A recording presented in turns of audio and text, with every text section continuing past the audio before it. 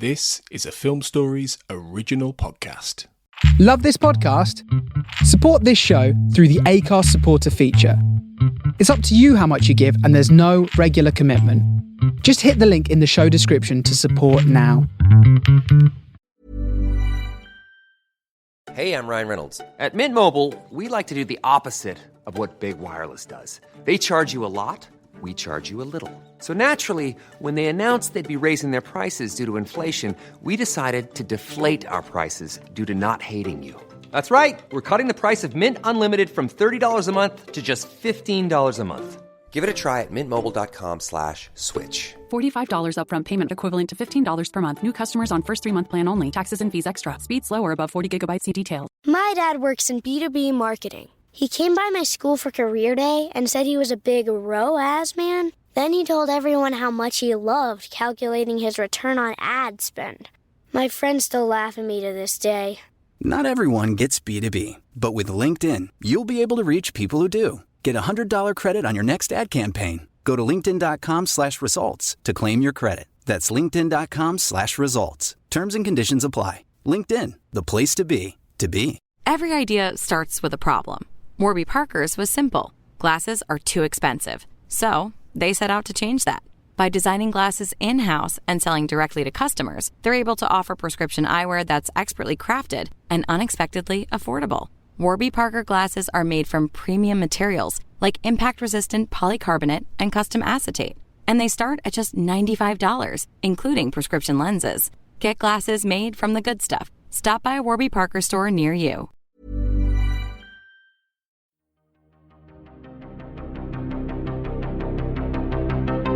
This is Writers on Film, the only podcast dedicated to books on cinema.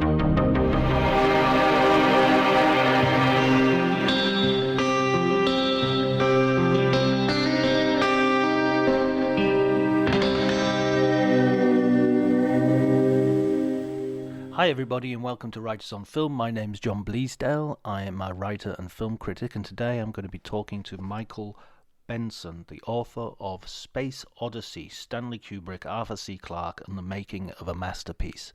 It's a fascinating book, a fascinating read about an amazing film, as you'll hear in the conversation. Certainly one of my favourite ever films, I think. And Michael is an expert, so he's a perfect person to talk to about this. One quick note, there were some technical issues during the recording, so there's a part where the conversation is a little bit interrupted and the actual quality of the sound isn't up to my usual high standard. My standard is not particularly high to begin with, but anyway, I hope it doesn't distract you from the conversation. In fact, I'm sure it won't, because the quality of the conversation is as such that you'll be so interested in it. You'll be writing me emails saying, what problems were there? I didn't notice any problems, and that's a good thing. If you like the episode, please remember to subscribe, to like, to spread the word on Twitter and Facebook and social medias generally. This is our Christmas episode as well, so do remember to have a look through previous episodes and to look through this episode, and maybe you might want to give some film books as Christmas presents. I would heartily encourage you to do so.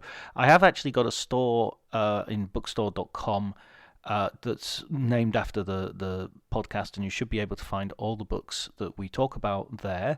If you order through there, I get a tiny percentage of several cents or something, so several pence. So if you want to do that, you can do that as well. And happy Christmas. Let's also say happy Christmas. Why not? Happy Christmas indeed. And I hope you enjoy the conversation.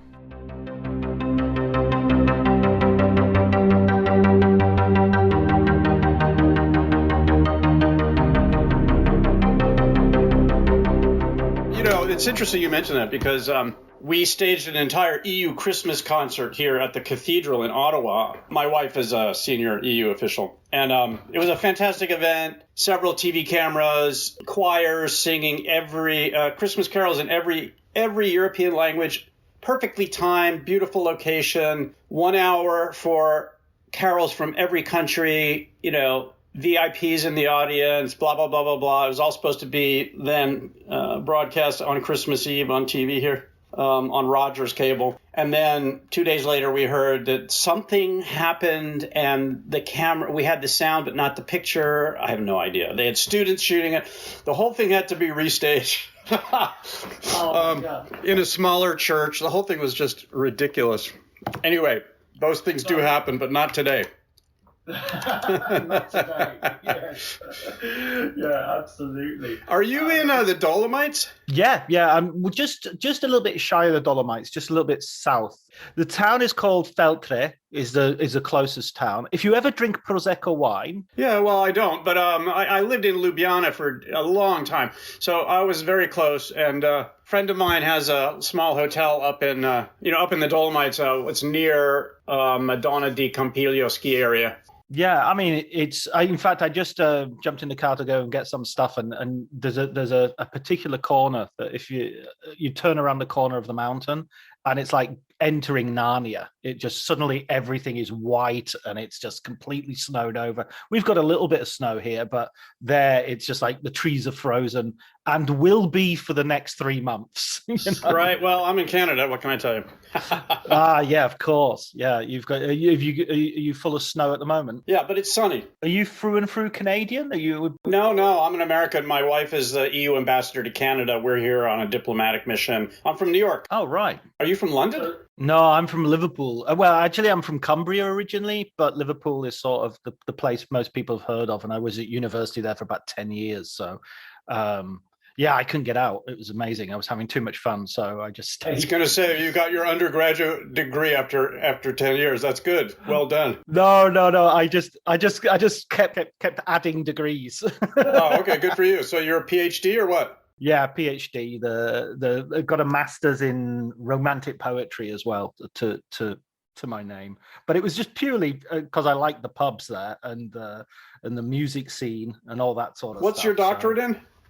My doctorate is in English literature, and I studied Percy Shelley, the Romantic poet. This is amazing. I mean, a friend of mine sent me a link today to a video taken by the Parker Solar Probe, the NASA mission, which went into the cornea of the sun and documented its journey. The first time we've sent anything into the sun, outer envelope of the sun. And I started thinking about Robert Heinlein's The Golden Apples of the Sun. And the Golden Apples of the Sun is a line from Shelley. And so I dug out the story and I sent it off to him today. And I was reading, I was reading some Shelley today and everything. So speaking of romantic poetry, I'm an English major too, by the way. Right. Well, there you go. No doctorate though. Well, don't worry. I won't lord it over you with my.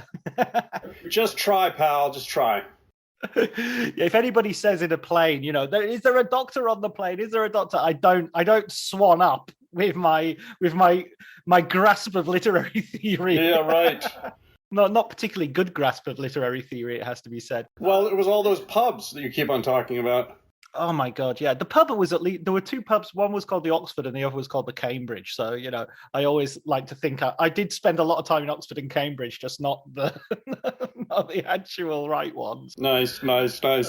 Listen, congratulations on the book, Space Odyssey. I've got my copy here, my well-read copy. Excellent. Well, thank you very much. Yeah, I mean, 2001: A Space Odyssey for me personally is probably definitely one of my top 3, maybe top 2 films. It's sort of, and whether it's number 1 at any given point often depends on which film I'm watching. What are the others? Well, I think Casablanca is right. Is one of the top 2/3, and maybe The Good, the Bad, and the Ugly. Great. Love both of them. Yeah. I mean, it's. I think of them in the way. I'm not sure. I think people formulate this question a little bit differently, but if I had 3 hours left to live, and someone said you've got one last film to watch, what do you want to watch? I think it would be one of those 3. That's interesting. So if you had 3 hours left to live, you would actually spend some of it. You would spend a chunk of it watching a film. That speaks highly of you, sir. Yeah, I mean, what else is there to do? Well, what else is there to do that slots into that time anyway? Yeah, well, I don't know, man.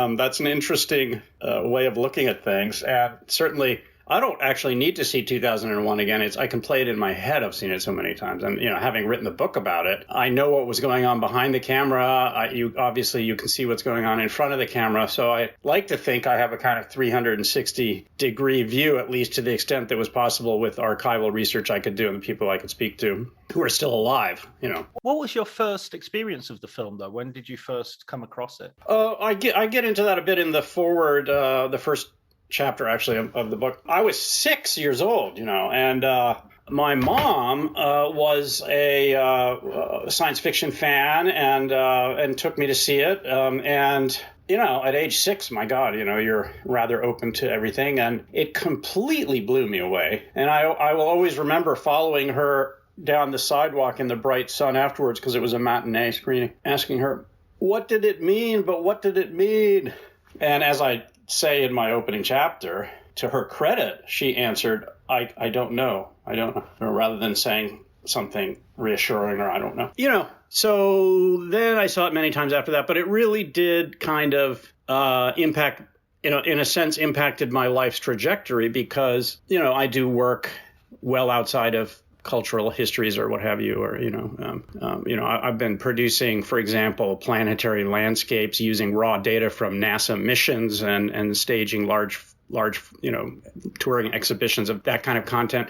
I probably wouldn't have been doing that if I hadn't been made aware at age 6 that the content coming from our deep space missions may just as well be understood as being a chapter in the history of art as of science. 2001 made that kind of stuff implicitly clear, that kind of idea. Wow. Yeah. I mean, I think I was similarly young, maybe not quite that young, but I remember watching it on BBC Two, and I think it showed over Christmas. It was one of the big films that were going to show during the Christmas week or 2 weeks of great TV. That traditionally, that's one of those British traditions. We have great TV at Christmas, apparently. Unfortunately, though, the best way to see it first time is, of course, on a huge screen. But not to cast any aspersions on your experience. Tell me about your feeling when you first saw it, and how old were you? Well, it wasn't. It will have been about 8 or 9. It were probably not as young as 6. And I remember, I think there were 2 viewings. I remember watching it first with my mum and dad, my family,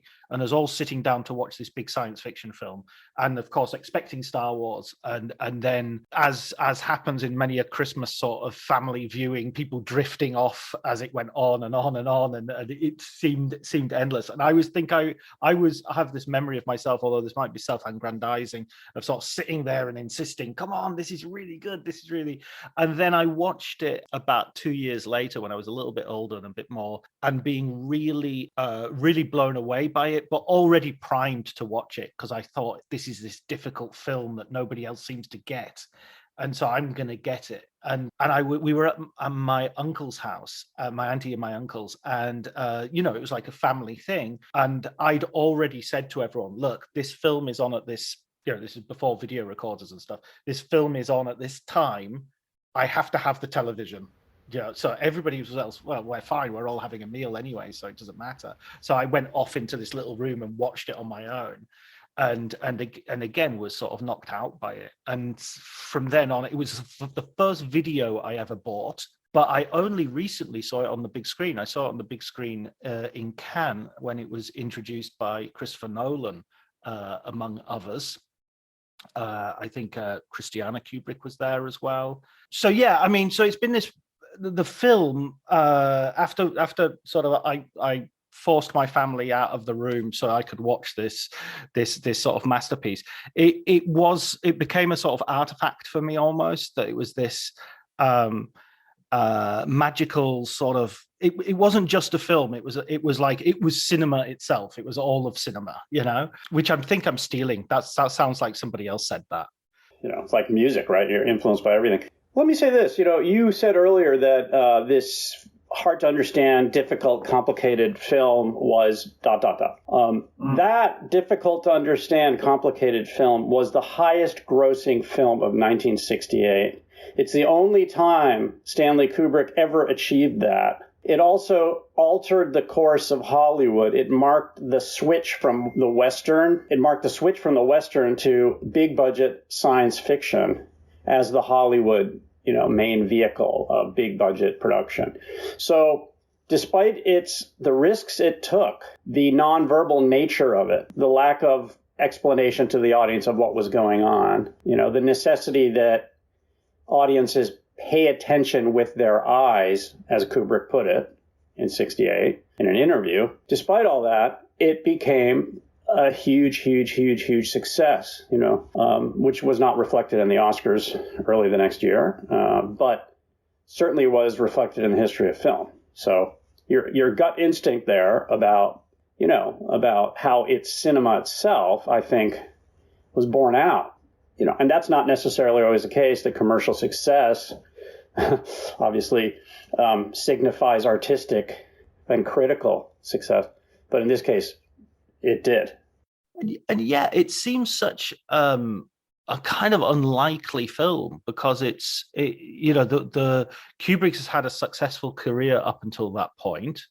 He's made significant films. He's definitely, but I mean, it's not like he's made Avatar or some huge commercial success which has allowed him this the sort of, well, not exactly the blank check that he gets, but he certainly seems to get a lot of artistic freedom considering how big the project sort of becomes. Well, there are two reasons for that. Spartacus, which got multiple Oscars, and Strangelove, huge critical success and also financial, commercial. So I actually have a different opinion than what you just expressed. He really had proved himself with the big budget mega production with Spartacus, and then he proved himself critically multiple times.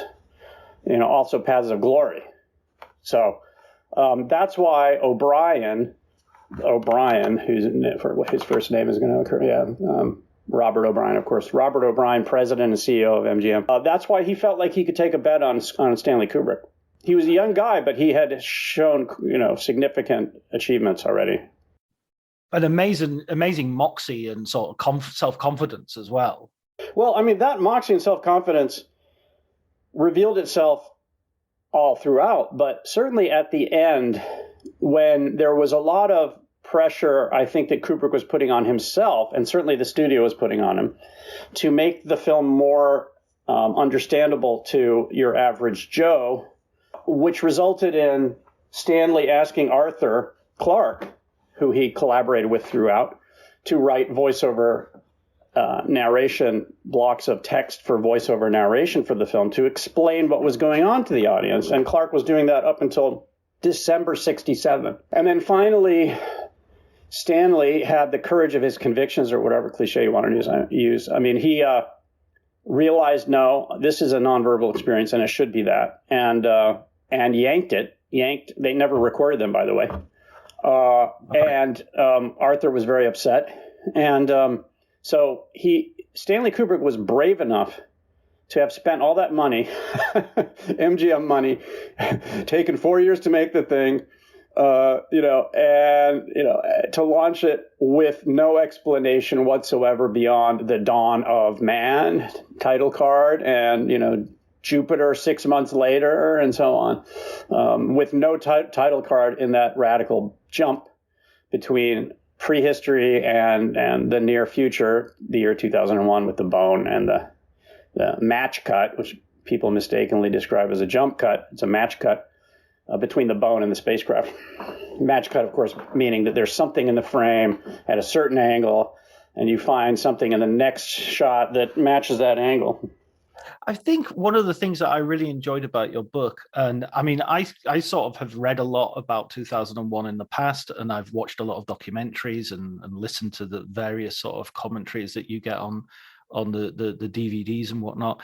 And I've read the Arthur C. Clarke novel and several of the sequels, but it felt like the book would very much sort of set quite a few things to rights. So, for instance, the thing that you said earlier about how much of a commercial success it is, for some reason in my head, I sort of had this myth that it wasn't that big a hit and it didn't do that well. And your book very much puts paid to that idea. Well, I can explain, though, why you had that feeling, right? It was a disastrous launch.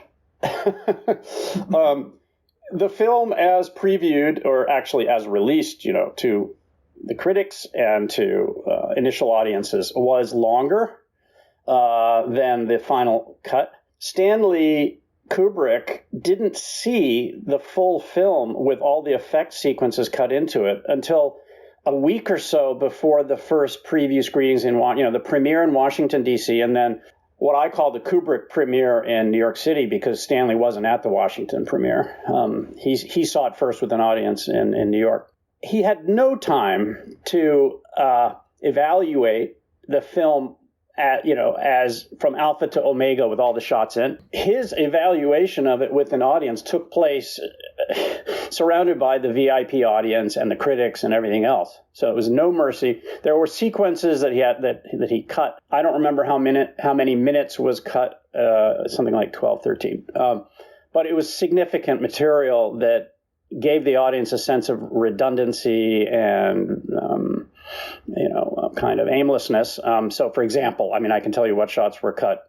Just one of them, for example, was, you might remember the epic shot of the astronaut jogging in the centrifuge right after we see the exterior shot, meaning the shot of the spacecraft on its way to Jupiter 6 months later. And then you see this extraordinary shot of an astronaut running in circles in this centrifuge, and the camera follows him up and over and under and around. And it's just, absolute tour de force, achieved with no digital effects, of course, because they didn't exist at the time. And that's fantastic stuff. But then Stanley made the mistake of including almost the same shot with the other astronaut, Keir Dullea. So the first one was Gary Lockwood. And then, that's where the audience basically started muttering to itself, and they were even booing and hissing. I've heard this from a person who was there, and I wrote about it in the book, of course. So, there was material in there that just kind of removed that suspension of disbelief that you need to proceed in a film. And so he cut that, and then it became the most successful. So, but all the critics were merciless. Not all of them. There was a good review in the New Yorker. There was a very, very good review in the Boston Globe. But the other critics were pretty merciless, even savage, even putting down Stanley Kubrick, personally. And so that's probably why you have that perception. Did the critics went after him because they sort of also saw that there was this sort of great grand sort of pretension in the movie as well, maybe? I don't see pretension in that film, although, it's interesting. I just wrote an essay for a Library of America volume about Mad magazine that's coming out next year. And it was about my experience as a kid reading Mad magazine in the early 70s in Ankara, Turkey. We lived there because my father was a diplomat. And I remember the Mad parody of 2001, which is, really, it's one of the good ones, with the man apes bounding around the monolith. And, at first they don't know if they're in the set of Planet of the Apes or 2001 and so forth. So obviously there's stuff there that's ripe for parody. But I don't find it to be a pretentious film in any way. No, that's not my valuation either. But there's certainly an ambition there, and there's from the very first notes of the Richard Strauss music that you have at the beginning. There's a grandeur and an unironic sort of sense of the epic, which I can see people I can see certain critics sort of having a problem with. Well, incidentally, that music first plays over what people haven't necessarily grasped is a lunar eclipse, because what you see is the dark side of the moon, the night side of the moon, and the camera rises and you see Earth rising over the lunar horizon. This is 68, the same year that was first seen by Apollo astronauts. The Apollo 8 crew saw it months later. That epic, scene. But beyond the Earth is the sun rising. And so you have a cosmic alignment of the kind that humanity has found mystical and powerful and disquieting and so forth and epic since before recorded history. So, and then later in the film, you have these alignments during key moments of the story. So, yeah, it's not ironic. It's not, it's not skeptical. It's kind of trying to present the grandeur of the cosmos using 65 millimeter negative projected on 70 millimeter film, as big and clean and rich as possible with that technology of the 60s. What I love as well, though, is on the one hand, you have this huge sort of film that we receive that is done, that is a masterpiece right from the get-go, at least in my book. And then in your book, in the stories, there's this sense of real gradually finding the film, that the film is not a sort of eureka moment, and there are so many different versions of almost every, like when you see the monolith, you think, oh, of course it's a monolith, of course it's black, that makes perfect sense. And then, of course, no, it took a long time to get there. Yeah. I mean, one reason I wanted to write this book is, I was a filmmaker. I'm not really in that game anymore, but I was enough of a filmmaker to understand that behind every production, there is a struggle to get it made, every production, and sometimes an epic struggle, and many stories and many individuals, and the auteur theory. I have some sympathy for the auteur theory, and certainly in the case of Stanley Kubrick, I mean, the film would not be what it is, and if he hadn't exercised control, kind of benevolent despot control over every aspect. But Kubrick, I've compared him to Miles Davis. Miles Davis also had complete control over his music, but he knew how to let his people, who were the best, play and solo and improvise, jazz being a music of improvisation. And Stanley likewise knew how to find the right people who could put up with his, exceedingly detail-oriented personality, his fanaticism, really, but never a cruel, well, he could be cruel later in life, especially, but usually it was always at the service of the film, Anyway, I guess my point is that, he knew how to work with people. He knew how to deploy various talents. He knew how to listen. He took the best material, the best ideas of Arthur Clarke, for example, who the book presents very much as a co-author, and rightfully so, of 2001, because 2001 was solidly grounded on Arthur Clarke's decades of work devising his own way of speaking about the cosmos in his novels. And not just his novels, but also his nonfiction. He was one of the leading advocates for space exploration well before Sputnik in nonfiction essays and so on. He wrote an essay, actually a scientific paper in 1945 proposing geostationary orbit as a perfect place to put satellites for communications. He was quite a formidable character.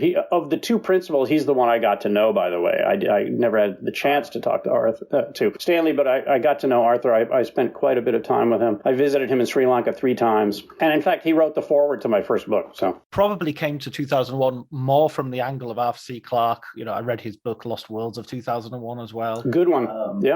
Yeah, really, really interesting insight into it, as well as a lot of his other fiction. So then after 2001, I start watching other Kubrick movies, and then that becomes, then it's like, oh, okay, who's this guy? Right. In the sense also that Stanley had a kind of a cold and knowing and even sardonic way of looking at the world. You see that in Paths of Glory. You see that certainly you see that in Clockwork Orange and Strangelove. You see it all across his work. Arthur brought a kind of utopian positivity to that equation, and I've compared it to Lennon and McCartney, where, the classic story is McCartney comes into the studio with lyrics. It's getting better all the time. Everything's getting better. It's just better. It's getting better. And then Lennon added, it couldn't get much worse. Right. And so that's your classic late 60s collaboration, and so was Stanley and Arthur. And speaking of Lennon and McCartney, I imagine I don't want to get too far off topic here, but I've been watching the new Peter Jackson extraordinary 3-part series, also filmed in 68, I might add, revealing the dynamics of that collaboration extraordinarily well. Talking as well about the people involved in the making of the film, of him delegating certain jobs. I thought one of the stories that you brought out really interestingly was that of the actor who plays the main ape in the very first section. Dan Richter. Yeah, exactly. Yes. Dan. Yeah. Actually, it's interesting that you mentioned Dan Richter right after I mentioned Lennon and McCartney, because Dan went on to be John Lennon and Yoko Ono's kind of body surgeon servant.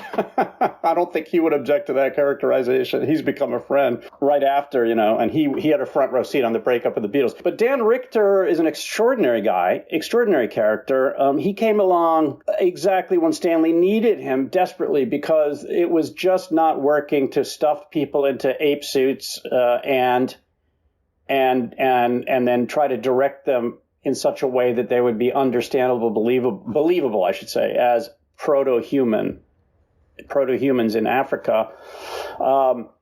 And Dan had been lead mime, I should say, in the American Mime Theater in New York City in the mid-'60s, then hit the road, like his entire generation, many people in his generation, was influenced highly by On the Road and other the Beats and the emerging, hippie, let's say, counterculture. And he hit the road, went to Japan, met Yoko, studied no theater, went on a kind of a trip through the world, through Greece, and then ended up in London. A friend of his knew somebody working at Boreham Wood, which is where Stanley was struggling to make 2001. Passed on to Stanley, actually, that he knew of a mime, an American mime, who might have some ideas about ways to realize the man-apes. Stanley asked for a meeting. Dan came in, was one of those people who was not intimidated by Stanley Kubrick, and did a fantastic audition for him where he became a pre-human man-ape. He just incarnated, the language of pre-human primate, extraordinarily well, and got hired. And, I talked about the rest of the story in my book. Dan was also, by the way, a heroin addict, and legally so in the British system. He got his legal dosage of amphetamines and pharmaceutical grade heroin every week or 10 days or something from the UK system. And he performed the extraordinary feat of playing Moonwatcher, which is a name you only read in Arthur's novel, because they don't have names in the film. But he was the lead man-ape, the one who threw that bone, which produced the match cut, the leader of his band of man-apes, the one who has the insight after experiencing the monolith, has this insight during one of those eclipses or celestial linings up that I described earlier, has this insight that maybe this bone could be used for something other than lying around on the ground, and used as a weapon and so forth, first weapon. And in a way of getting meat as well for their survival. Yeah, because they were starving and so forth. Yes. Right. And earlier I mentioned about sort of the lack of irony at the very beginning, but of course there is a great sense of humor that runs through the film. Leonard Rossiter is an amazing comedy actor, and I think he's used very well in the space station. And then you also have the zero gravity toilet, which is one of my favorite shots. Well, that's the only really overt humor. By the way, before we get off of Dan Richter, though, I want to say that the other key figure behind the believability of those man-apes was a man named Stuart Freeborn, who has, his credit was makeup, but it should have been prosthetics, makeup, and wizardry, on the level of some of the great wizards of mythology, because he produced during a lot of pressure from Stanley Kubrick, lots and lots of pressure to improve his game and improve it further. I describe all that in the book, obviously. He got to these skin-tight hair suits, and extraordinary kind of mechanics of the mask in which the person inside could use his tongue. It was all men, young men, to manipulate rubber bands and springs and so forth, and magnets and so forth, to make the face of these man-apes look truly alive. And this was all done way before CGI, way before anything like that. And so Stuart Freeborn also really deserved an Oscar, but they didn't even have Oscars for makeup at that time. Sorry, I'm wrong about that. I think that Planet of the Apes got it for costume, something like that. I'd have to dig around and see if that's really true what I just said. So. Yeah, I think I remember that the Planet of the Apes won only because I remember Arthur C. Clarke commenting they thought we used real apes. Yeah. I think that actually, it's an interesting comment, and it's accurate as far as it goes, but I think that probably the category didn't exist yet. There was visual effects, and Stanley got that, and that's another story. Stanley had a team of people, including Doug Trumbull, who it really should have been the team that got the Oscar, but Stanley got it himself, and Doug Trumbull was very upset about that. Doug Trumbull, who did visual effects, one of the team that did visual effects, and came up with so-called Stargate sequence, this vaulting forward in space and time effect produced in that sequence after the Discovery spacecraft reaches Jupiter. There's this epic trip through space and time that the sole surviving astronaut goes through, the Odysseus astronaut, let's say, Bowman. Let's put a pin in that and come to it later. So because it's a lovely, it's a mini film in itself, that whole sequence. Definitely. Just to stick for a second, sort of almost chronologically with the film. The other thing that I remember learning from your book was the fact that they sort of send a team to Africa to film for the front projection. That's such an amazing story. Yeah. So actually, it wasn't even filming. It was all stills. And the stills were meant for this front projection technique. That's true. Basically, what happened was Stanley had been considering for a while the possibility of bringing a crew there and trying to film there, but it was just way too hot, to film there. And so he sent Andrew Birkin, Jane Birkin's brother, who was a young assistant of his, and a crew, including a photographer, well-known French photographer and so on, to document desert landscapes.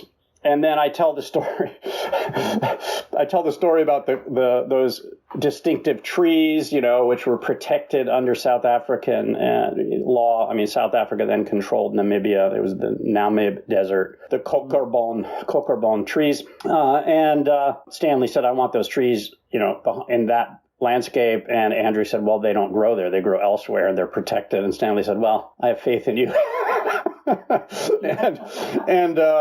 So Andrew organized a little raiding party. They had to cut through a wire fence. They broke the law to uproot these protected trees, take them across the desert in 2 big trucks at night. There was a incident where the trees in one of the 2 trucks caught fire. Just extraordinary stuff happened. Then finally they ended up with a few of the trees, and you can see them. You can indeed see a couple tiny little trees they're small in the frame, in the front projection backdrops. I won't explain front projection backdrops here. It'll take too many words, but in any case, you can see them.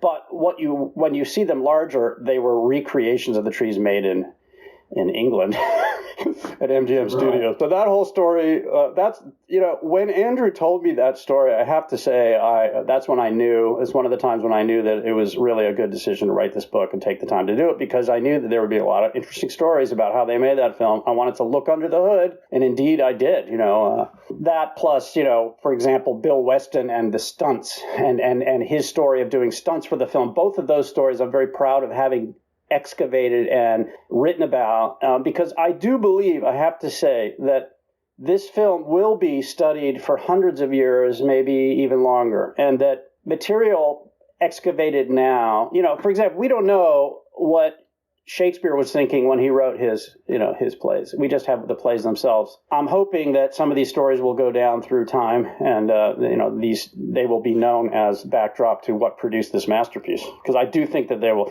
And in one reason, though, they will be studying it in 500 years, or one reason it will still have power in 500 years, is that there's not a lot of dialogue in some ancient language that we don't really understand anymore. It's all so visual. It's just pure visual storytelling. Well, I mean, you have that first African sequence, the Dawn of Man sequence, and then you have the sequence of the trip via the space station to the moon. And pretty much all of that, except for the very short sort of dialogue in the space station, is, you know, non-verbal. It's the music of Strauss, and it's the visuals. Exactly. Incidentally, involving the, you know, music of Strauss, the waltz music, and then the waltzing space station. There's another interesting kind of confluence of things there. I mean, one is that Vienna has a Ferris wheel, which is quite well known. It was in The Third Man. You know, it's not as famous as the London Eye, but it's pretty famous in Central Europe, and Orson Welles was filmed in it and all that.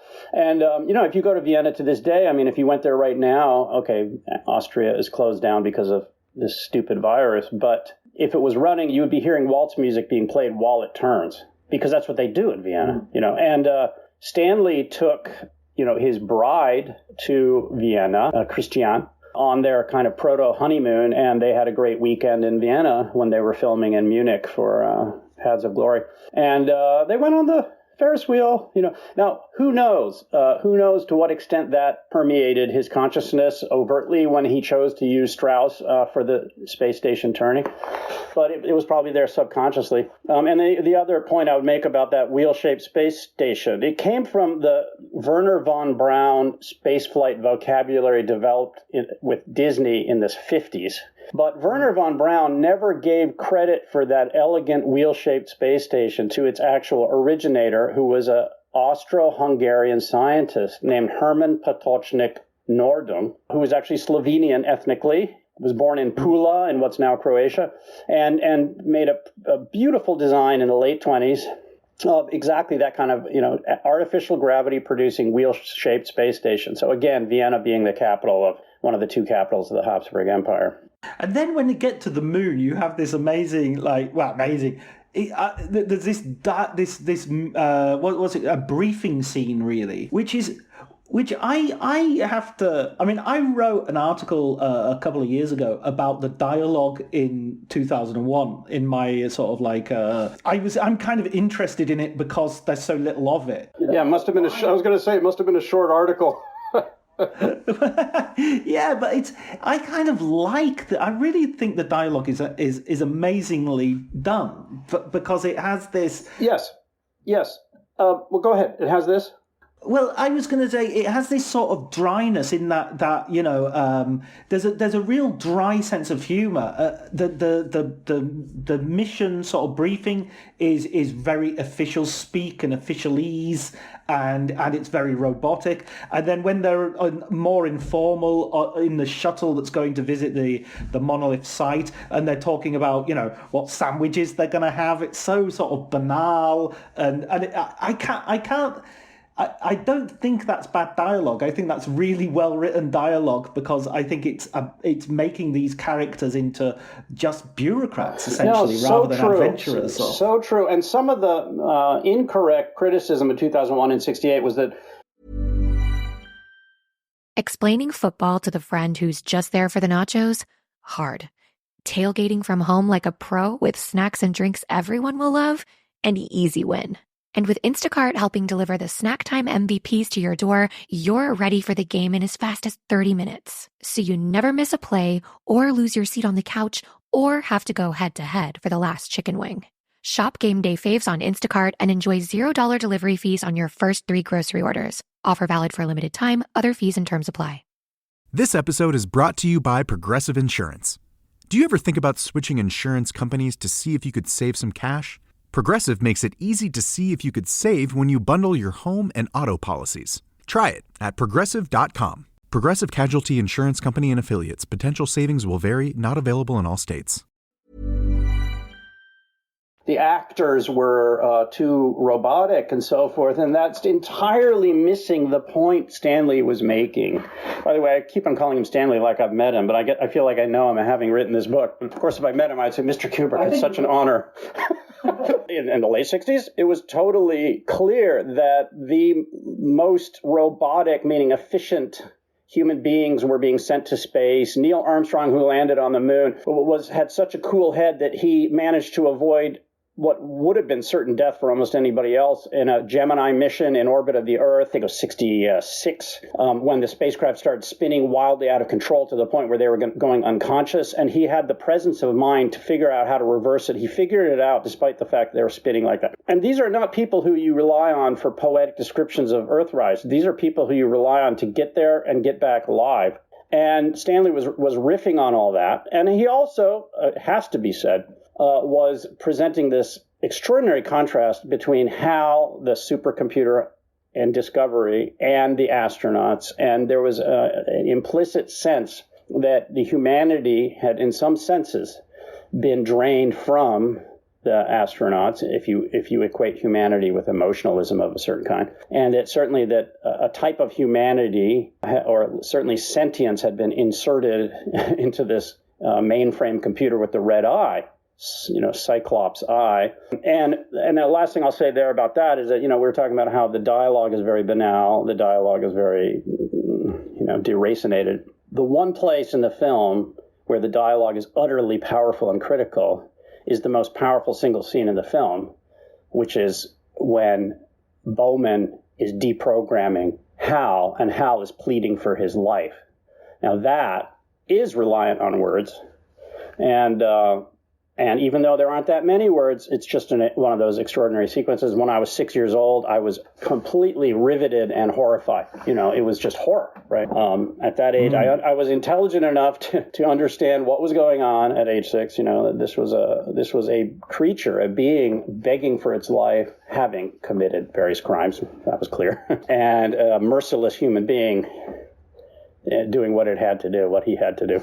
Yeah, the line, my mind is going, I can feel it, Frank. I can feel it. It's that I can feel it it's almost, I think it's the only entity in the entire film who kind of admits to feelings. Yeah, it's so true.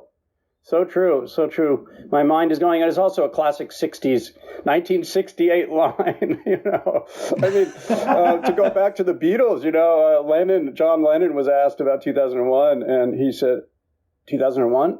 I see it every week. So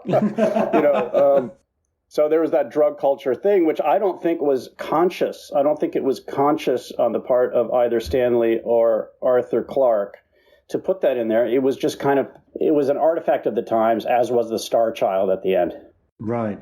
It was a sense of like the stars aligning in terms of the science fiction culture and the drug culture sort of merging or overlapping at a certain point. Yeah, and the post-war rise of computing power after the Enigma machine and, British intelligence deploying, the best minds of its generation to work on decoding German coded signals and so on, which produced computing, proto-computing power that ended up, even by the late 60s, there was enough computing power so that we could send somebody to the moon, even though it seems ridiculously small now. We needed it to go to the moon.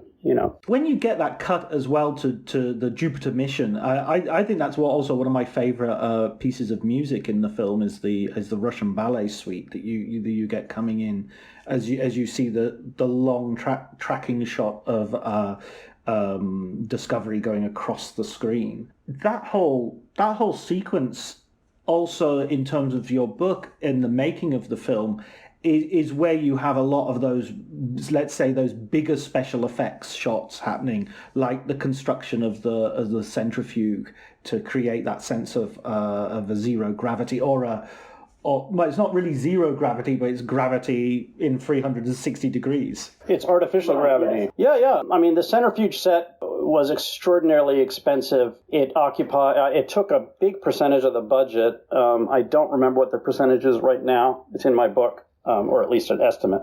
It was built by Vickers Armstrong, which is the aerospace company that had produced the Spitfire, iconic World War II Spitfire fighter aircraft. And, it was the size of, it was 3 stories high, something like that, in a big soundstage in Bourne Wood. It rotated on a central pivot point or whatever you call it, a hub. That's the word.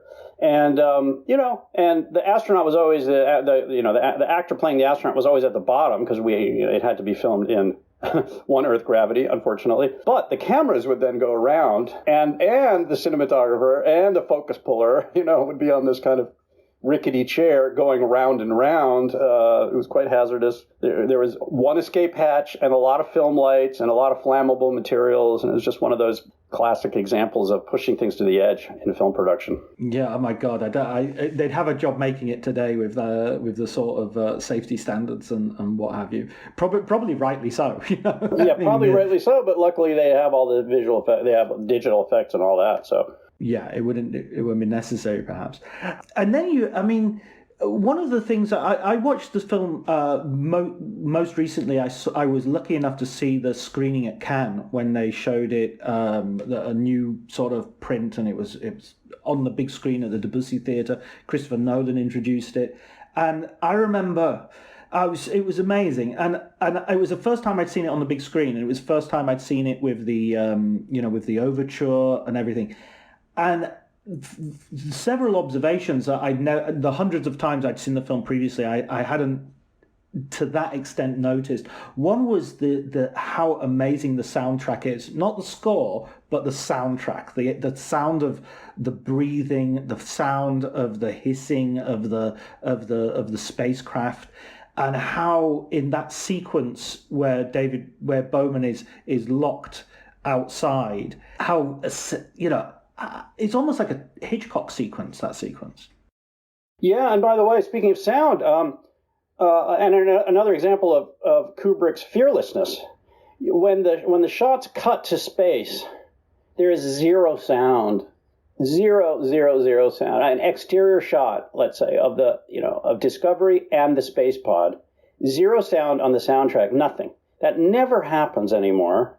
And it almost never happened before, and up until Silence, or back to silent movies, of course. And then you had a piano player or something. Because, in a vacuum, there's no sound. Your ears will not hear anything, and so forth. And Stanley took that quite literally and didn't add a backdrop of ventilations or beeps or any of that stuff. So I don't know if you remember this, but when Hal murders one of the two astronauts by using one of the space pods to clip his oxygen line, and he's seen spinning off and struggling and trying to reattach the line. That's in utter silence for part of the sequence.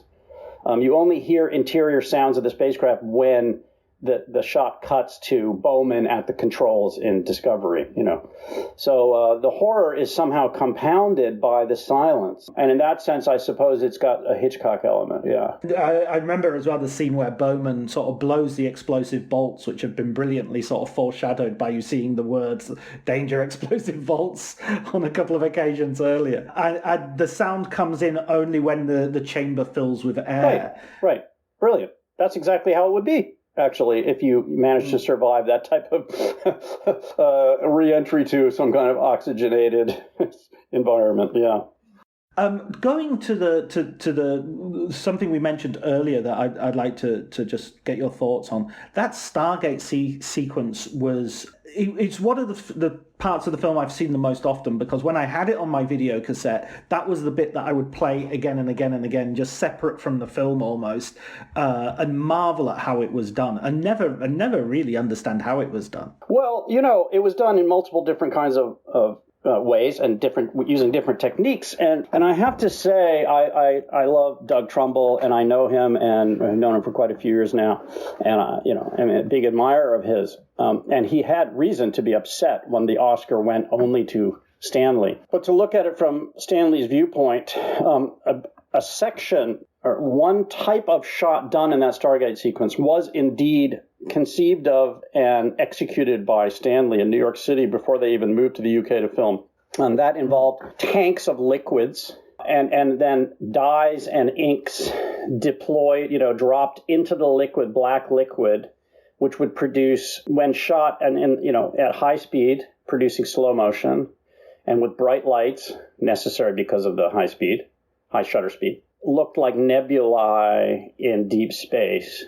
And that was based on work done for a black and white Canadian film called Universe, supervised by Wally Gentleman, who had worked in the first part of 2001 and then quit because he was just tired of working with Stanley. It was based on that kind of breakthrough in how to produce deep space images that look the way it was decades later that the Hubble Space Telescope showed us what that looked like with complete clarity and in color, in the 90s. But prior to that, we had grainy shots from Earth, from the big observatories of nebulae in color, but they were very grainy. So Stanley conceived of that based on the Canadian film, which was black and white, and shot it and was breathing toxic fumes for week after week. I heard this from Christian. He would come home with his eyes red, from breathing all these noxious fumes from the solvents used and so on. He would show up at dawn, having worked all night on those sequences. So he put a lot of blood and sweat into visual effects himself, and so that probably, to his mind at least, justified him accepting the Oscar. On the other hand, Doug made the point that he could have stated to the Academy, wait a sec, this was a team effort and these people deserve it as well. And the Academy most likely would have listened. Yeah, absolutely. I mean, that sequence as well is really seems to push the film to what the film has already been doing, which is, as you were saying, sort of visual storytelling for the most part. And it pushes it to the absolute limit where you're going into levels of abstraction. You recognize that we're on some sort of journey, we're going towards something, but, story kind of breaks down into a form of visual poetry. Absolutely. And, Doug gives Stanley credit where credit is due, in the sense that Doug said to me that, one thing you don't get in that sequence is, at the very end, you get some reaction shots of the astronaut absolutely having a kind of a nervous breakdown. Freeze frame shots of his eyeball and so on. Very stylized at the end. But in general, throughout the sequence, you don't have cutaways to the space pod in that environment. The audience goes on that trip. It's the audience's point of view. It's Bowman's point of view implicitly. In any case, the sense of subjectivity of the spacecraft, or if I can put it that way, or the character is tossed in favor of the experience of the audience. The audience is given the experience. So that was also a brilliant breakthrough, I would say, in the language of commercial cinema. I mean, experiments were being done in the 60s. All kinds of interesting stuff was being done in the 60s and low budget films. There was some criticism also from Pauline Kael that Kubrick and his people were ripping off experimental filmmakers and so on. I don't really buy that. Let a million flowers bloom and so on. Everybody influences everybody else. I don't think there was an overt ripping off of anybody there. Can I say one more thing, just to rewind a moment to my describing the astronaut spinning off into space and struggling to put his oxygen line back on. So another unsung hero of 2001 who I was delighted to bring to the fore in my book is a guy named Bill Weston, who's the stuntman who was up there on thin cables hanging 3 stories above a hard concrete floor at Boreham Wood in 66 and 67 when they shot those sequences, spinning on a single wire with the camera directly below him, so that if the wire snapped, he would be impaled on the camera, and doing so in conditions that would certainly have resulted in the film, the shooting of the film being halted. And these days, Stanley never could have gotten away with it, because Weston came to Stanley and said, hey, I'm not getting enough air up there, and I need you. I want to punch some holes in the helmet so I can breathe better. And Stanley refused. And he was given a little bottle of oxygen, which lasted for about 12 minutes, and didn't even have there was no way to get the carbon dioxide that Bill was exhaling out of the helmet. And so Weston was hanging upside down or sideways way above this concrete floor with oxygen feeding in for only 12 minutes during sequences that sometimes required 20 minutes or half an hour. He would lose the oxygen while they were setting up and then be without oxygen, and he passed out numerous times. I tell the story in the book of that one time when he passed out and he came to and he went off looking for Stanley because he was going to give him a real beating. and Stanley fled the studio and wasn't seen for 3 days, and then offered through intermediaries, offered Bill the best dressing room and, beer in the fridge and all kinds of stuff. And I should say Weston had been a mercenary in South Africa and was a guy who you didn't want him coming after you with the intention of beating you up. You certainly didn't want that. So, but Weston, having said all that, there's a great quote in my book where Weston says, and then he by the way, he then continued working. He did a bunch of Bond films. He did all kinds of stuff.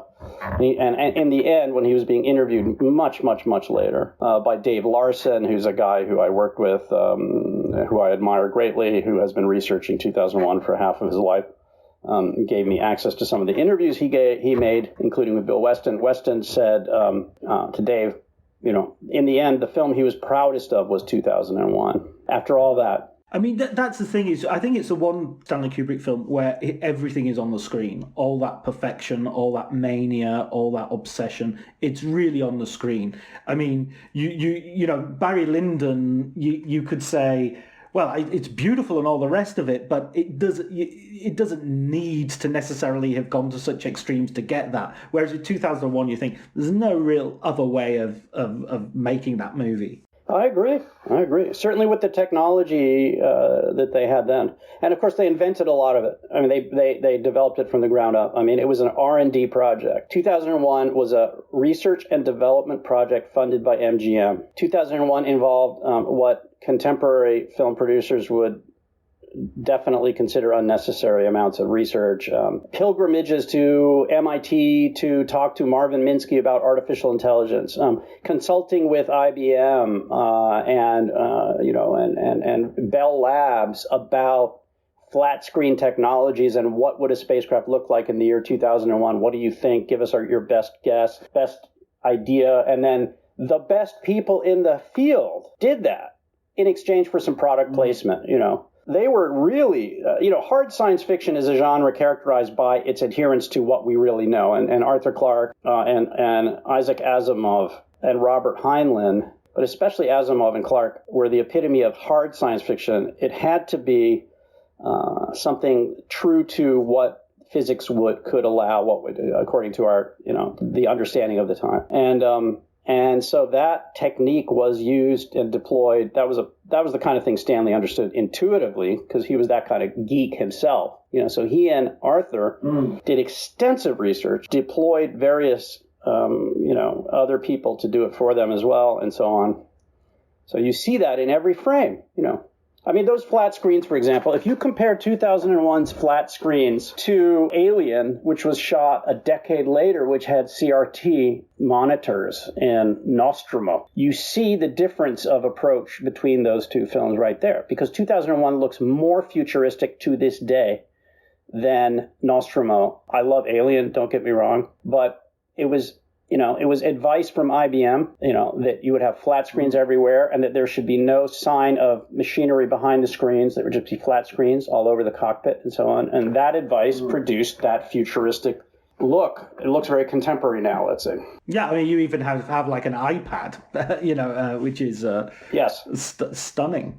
Yes, and by the way, another little thing that I uncovered, which had me shaking my head, is that one of the things that was supposed to be on that iPad-like device, which had IBM on it, incidentally, and which was mounted permanently to the table that it seemed to be just dropped on top of, and below the table was a 16-millimeter projector, two different 16-millimeter projectors projecting content onto the ground glass of that seemingly just casually placed on the table iPad-like device. One of what you see in the film is a BBC interview with the astronauts, right? But there's another form of content that they worked up, and that was with permission from the New York Times, and that was an online newspaper. And if that had been used, and it was the New York Times, so if that had been used just for one shot for just 5 seconds, we would be saying today that 2001, the internet was invented by Stanley Kubrick and his team, Amazing. That's amazing. And I mean, that level of detail, level of work, you can kind of see in the way, I mean, you mentioned Alien afterwards as well,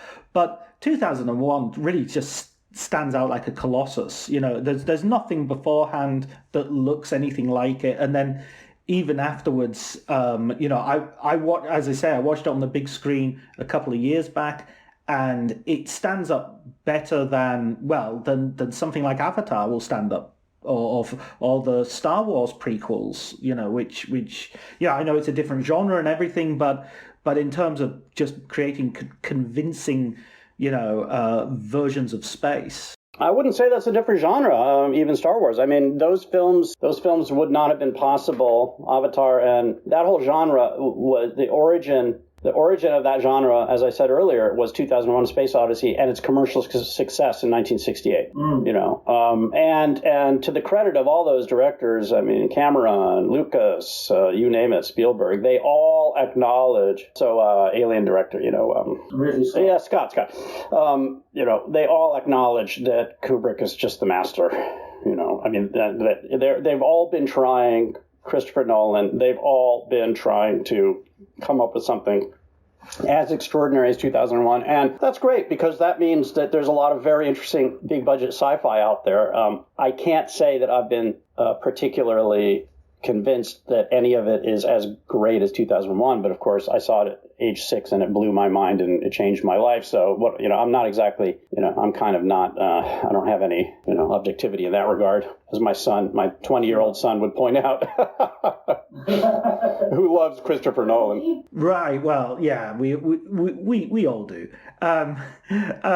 But I mean, even outside of that science fiction, I watch films, art house films, which I see have massive influences from Kubrick. Whether it's Terrence Malick to Gaspar Noé to Yorgos Lanthimos, who made The Favourite, but his sort of earlier films are very have a real Kubrick sheen to them, should I say. By the way, I worked on Tree of Life, and I'm in the credits of Tree of Life. I supervised some visual effects sequences in Tree of Life, and I met Doug Trumbull. I met Doug Trumbull through that production, just to give a sense of how my life trajectory, has been impacted by having seen 2001 at age 6. And absolutely, you're right. By the way, I would say something else though about science fiction. The science fiction film genre and the 60s. Even before 2001, there were masterpieces of sci-fi being produced that are comparable in their, let's say, artistic integrity. I'm referring to Alphaville by Godard. I'm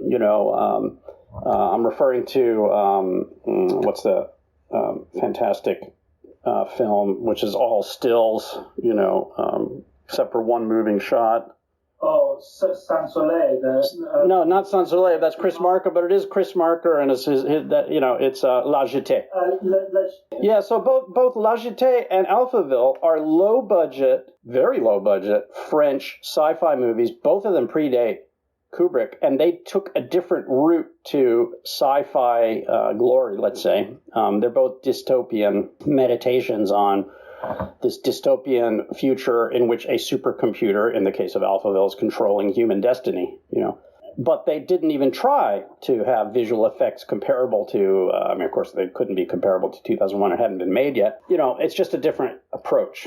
Having sort of, as you say, you don't need to see 2001 anymore because it's in your head, you having worked on it so much. What was the biggest thing that, through that sort of incredible close attention and through that archival work that you've done, what was the thing that perhaps changed your opinion most in terms of either Kubrick or the film itself? See if I can think of one thing. I mean, it was just a kind of a accretion of multiple stories, accretion of many, many stories, informing me about the thinking behind 2001, the logic behind it, the ideas behind it, the techniques required to make it. I don't know if we've covered a number of those stories today, So I can't really isolate one thing. There are a couple more stories I would tell you, though. So one of them concerns, we were talking about the dawn of man. We were talking about the Stargate sequence, the trip sequence between the arrival at Jupiter and then the resurrection of the astronaut and so on. One component of that Stargate sequence, you had the liquids in suspension aspect with the nebulae blooming in deep space. Then you have the slit scan material of these extraordinary landscapes zooming at the viewer, sometimes with shapes floating above, which really has a connection to abstract art and so forth. But then you also have these kind of color inverted landscape shots from aerial from helicopters or airplanes, which, might look, it's the one part of the sequence that might look a little bit dated today, although I still like it. And I think that the film just holds up. But one type of that shot, a lot of it was shot by Birkin in a helicopter over Scotland, over northern Scotland. And that's a lot of what you see. And then they did all the kinds of, stuff to the footage at MGM. But another story, which I learned, it was about Robert Gaffney, a cinematographer who had worked with Kubrick on Dr. Strangelove and who was tasked by Kubrick from London with getting shots of Arizona Monument Valley from a plane for that same sequence. And he, did so, but almost lost his life because he took off in a Cessna, a little single-engine plane at sunrise, this being dawn of man. Oh no, sorry, it's not the dawn of man. Excuse me, I'm getting confused. He took off at sunrise because that's the best time. That and sunset are the best times to shoot. That was exactly when this updraft came whooshing across the desert in Arizona and shooting up this ridge, that he had to fly over in order to shoot the Monument Valley object. And the plane spun up out of control and they almost died, So that's just another example of near-death experience, Bill Weston being another, in the making of the film, pushing the edge, pushing everything to the very edge of possibility. I don't know if it's not a single story reveal, that changed my entire view of the film. That's hard to come up with. I guess what I meant is sort of, especially in terms of Kubrick's personality, do you find that after, spending so long with the man and going through all these stories, does your admiration grow, or do you feel more ambivalent because of the sacrifices that he sort of forced on other people and the way other people might have been put at risk, for instance? Or how do you feel? Yeah, that's a very different question. And my admiration only grew. I have to say, I benefited greatly from getting to know Christiane Kubrick, his widow. And she trusted me and told me all kinds of very intimate stories, including about his near nervous breakdown on the night of the premiere in New York. She also told me that he would come back from the studio, from long days at the studio, gripped by vast self-doubt and, confessing to her that he didn't have the slightest idea of what he was going to do and how he was going to bring the film off, and that he was overwhelmed and it was a mess and it wasn't going to work and so on.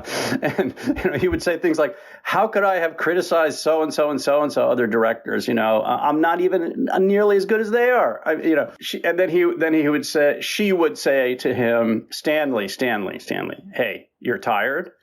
Let's get you a hamburger, and, you're doing great work and so on. So and also another thing I'd say about Kubrick, he could be cruel. Earlier I said, that happened in later films.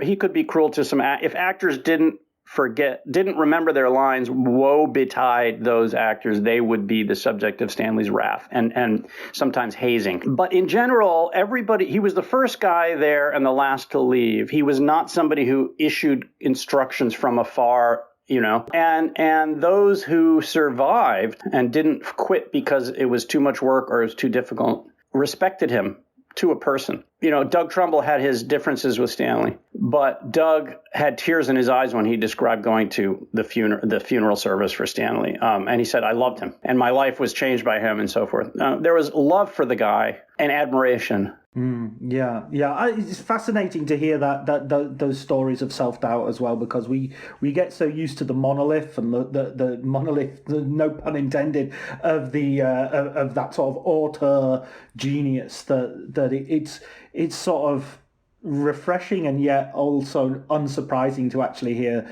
those people went home at night and had the same crises that we all have.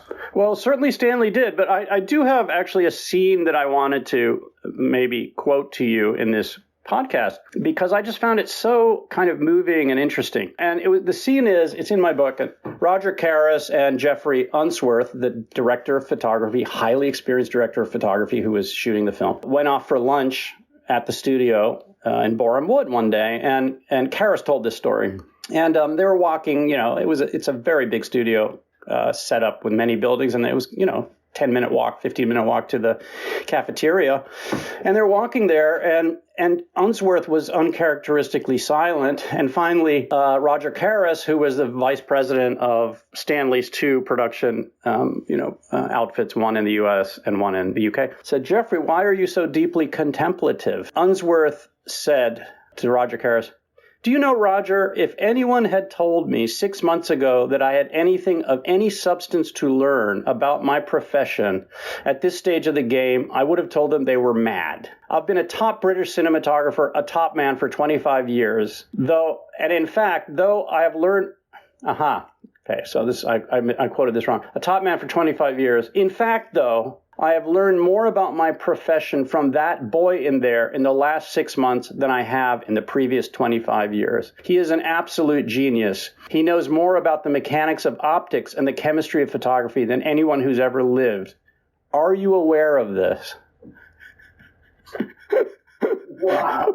And so, I quoted that. I got it from Karras. There was no other. Those were the only two people there, and Unsworth is dead. And actually, Karras is dead too, but it was from an interview with him. And I got very good reviews for my book, but there were a couple people who said, well, there's a bit of hero worship going on here between Benson and Kubrick. And, I say that's not the case. I totally deny that. And I have a bunch of material in there that indicates a negative side to the man. But I wanted to put that in there because, yes, you have this auteur theory, and yes, you have, let's say, an industry-wide respect for Kubrick for what he achieved. But it was founded on something.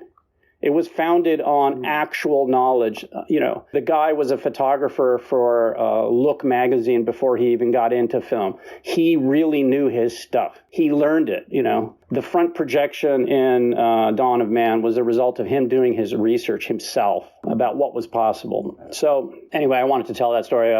Maybe I can re-record that section so it doesn't have that bump in the middle later. So you can clip that in. Sure thing. See, I have a little bit of that perfectionism in me as well. There you go.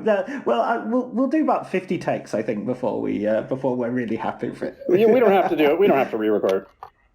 Yes, I want to ask a book recommendation for you, because this podcast is all about recommending and promoting film books and film writers such as yourself. So what book would you recommend to our listeners? I would recommend a book that totally blew my mind this year. It is not about filmmaking. It's by a Chilean writer named Benjamin Labatut, Labatut. And in English translation, the title is When We Cease to Understand the World.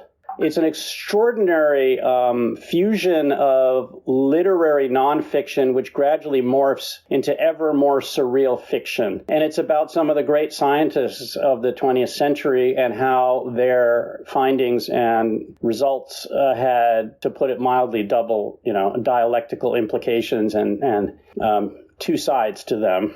And it's, it is like reading a film, by the way. So that in that sense, it's filmic. It's an extraordinarily successful piece of writing. It's not even that long. It just kind of blows you away. I read it in one sitting. I've read it as well. I read it earlier this year. It's an extraordinary book. And it also it does that thing of making really complicated scientific ideas sort of emotionally present. You feel that this is a version of reality that has something to say about our inner lives as well as how we understand the universe. Absolutely. So in that sense, it also resonates with 2001, I would say. But I'm impressed that you read it. Well done, sir. No, yeah, I'm. Well, as you can tell from this podcast, I love my books. I love my movies, and I love my books. Well, thanks so much for reaching out. It was for me a great pleasure to be able to talk about this film. And it's been a while since I did any kind of interview or discussion about 2001. And, it's nice to think about triumphant successes in art and literature at a time when we're looking at another long winter coming up. And, triumphant successes in art and literature are what gets us through dark times, I would say. I totally agree. That and any victory by Liverpool Football Club are the shining lights. Although other listeners may want to drop in a name of another football club or another sport entirely in that moment. And I think we should congratulate ourselves as well on having an entire conversation about 2001 2001: A Space Odyssey and Stanley Kubrick without once mentioning the moon landing conspiracy theory. If you want to get into that, we can. I mean, it's so ludicrous. It's just so patently ridiculous that I just, try to bat that one aside. I mean, for example, one of the conspiracy theories seems to be grounded on the fact that Stanley Kubrick shot 2001 the year before the moon landing. But if you look at the aesthetics of the moon in 2001, if you look at the fact that you can see stars in the sky in 2001, that it's jagged topography on the moon in 2001, just the way they shot the moon, it is utterly different from what we saw from the moon. And there are reasons for that. The reasons you don't see stars in the sky in the Apollo footage is that you had bright, glaring sunlight on the surface of the moon during those landings and during the moonwalks and so on. And that was, of course, not accidental. And the only time you're going to see stars from the lunar surface, even though there's no atmosphere, is if you face away from the sun and squint, you might see a few stars. But, it's not just your pupils that would be contracted in that bright sunlight, but also a camera aperture has to be as well. So, and then the whole thing is just ridiculous. I mean, you can point a laser from Earth at those landing sites and you will get a reflection from the little laser reflectors they put on those things. So what are those? I mean, how does that jive with those conspiracies? Not to mention that the Lunar Reconnaissance Orbiter has been orbiting the moon, NASA mission, and has photographed the landing sites. Well, I guess that's also fake. I mean, give me a break. Can I just ask one further question, actually? What did your shots on Tree of Life, what were those? What can you tell us a little bit about those? Well, so Terry reached out to me, having seen a number of my books. I have a couple in particular that were relevant to Tree of Life. One of them was looking at the solar system and looking at the history of photography of the solar system and creating large format planetary landscapes from raw interplanetary mission data, image data. And then another was called Far Out, and it was essentially picking up where the first one left off, meaning not the solar system, but everything else. And it was jammed with extremely high quality images from major terrestrial observatories, the Hubble, other space telescopes, etc. And both of those were, let's say, edited filmically. I mean, I take illustrated books very seriously as a genre. I don't consider them coffee table books and just, diversions for bourgeois people. They are, especially working with Abrams, which has extremely high production quality, that printed stochastically, for example. I took them seriously as artworks in themselves. And so that resonated with Terry, and he reached out to me and proposed that we collaborate on Tree of Life. We made a deal, an arrangement. I was actually living in Europe at the time in Slovenia. And, we did a lot of work together. I ended up supervising, I was advising, but I also supervised several sequences. One of them was, for example, to get granular 2 moons in orbit of Jupiter. And that was all based on material I had raw material image processed and mosaic from the Cassini flyby. When Cassini flew by in the year 2001, I might add, on its way to Saturn, I used that data for that sequence. And by the way, we produced that sequence at Double Negative in London. I was in London. I flew to London to work with Double Negative on that. Amazing. Wow. Listen, you've been so generous with your time, Michael, and I really appreciate it. I really appreciate this conversation. I absolutely loved the book and would recommend anybody who loves Stanley Kubrick or loves 2001. There's so much in there. It's such a treasure of material and stories, some of which we've touched on, but there are so many more in there. Well worth it. Well, thank you so much, John. It was really a pleasure for me, too. And I hope we can keep up a connection and talk about other films at other times.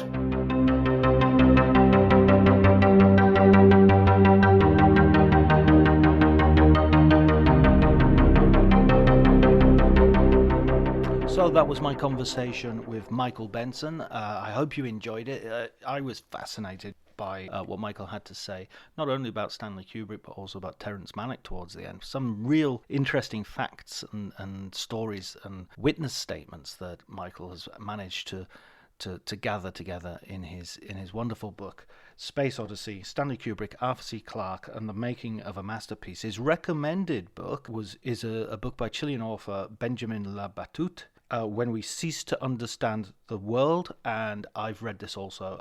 One of my favourite books of last year, so also highly recommended. Yeah, a brilliant read. Really, really deep, really, really interesting, and quite funny at times as well. So that's all for Writers on Film this week. Next week we'll be talking to Bibliothèque. So please remember to tune in. Thanks very much to Elliot Atkins for the music. Thank you, Ali Howard, for the artwork. And have a really good Christmas, a really good break. You deserve it.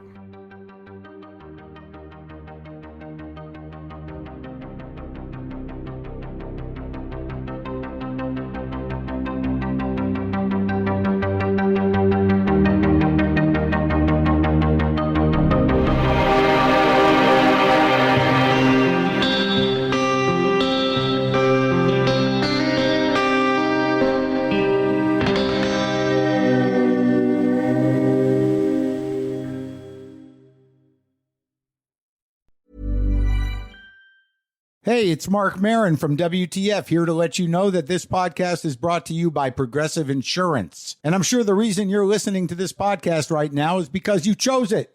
Well, choose Progressive's Name Your Price tool, and you could find insurance options that fit your budget, so you can pick the best one for your situation. Who doesn't like choice? Try it at Progressive.com. And now, some legal info. Progressive Casualty Insurance Company and Affiliates. Price and coverage match limited by state law. Not available in all states. My dad works in B2B marketing. He came by my school for career day and said he was a big ROAS man. Then he told everyone how much he loved calculating his return on ad spend. My friends still laugh at me to this day. Not everyone gets B2B, but with LinkedIn, you'll be able to reach people who do. Get a $100 credit on your next ad campaign. Go to linkedin.com/results to claim your credit. That's linkedin.com/results. Terms and conditions apply. LinkedIn, the place to be, to be. Every idea starts with a problem. Warby Parker's was simple. Glasses are too expensive. So they set out to change that. By designing glasses in-house and selling directly to customers, they're able to offer prescription eyewear that's expertly crafted and unexpectedly affordable. Warby Parker glasses are made from premium materials like impact-resistant polycarbonate and custom acetate. And they start at just $95, including prescription lenses. Get glasses made from the good stuff. Stop by a Warby Parker store near you.